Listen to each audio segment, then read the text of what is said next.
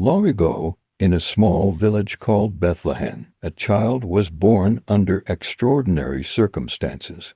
His mother, Mary, was a young woman who had been chosen for a purpose greater than she could understand.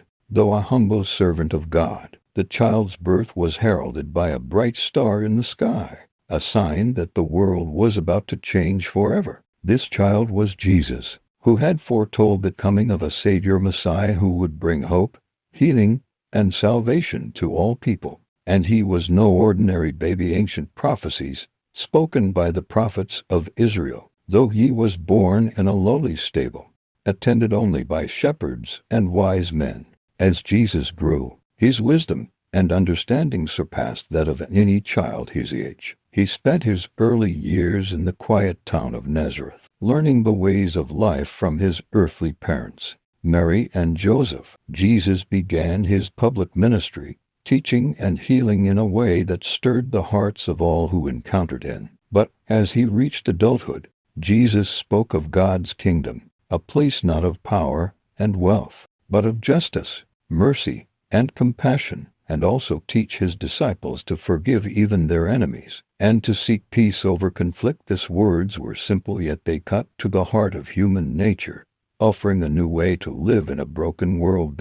As he traveled through villages and cities, Jesus performed miracles, healing the sick, giving sight to the blind, casting out demons, and even raising the dead. Crowds flocked to hear him speak, amazed by his wisdom and the signs of his divine power. Yet, many leaders of the time, particularly the religious authorities, saw Jesus as a threat to their authority and control. They could not understand how a man who claimed to be the Son of God could speak so boldly about love and grace, rather than rituals and laws. Eventually, Jesus' teachings and actions led to growing opposition from the religious leaders and political rulers. They feared his influence, and so they plotted to have him arrested. Jesus knew that this moment would come. Jesus knew that this moment would come,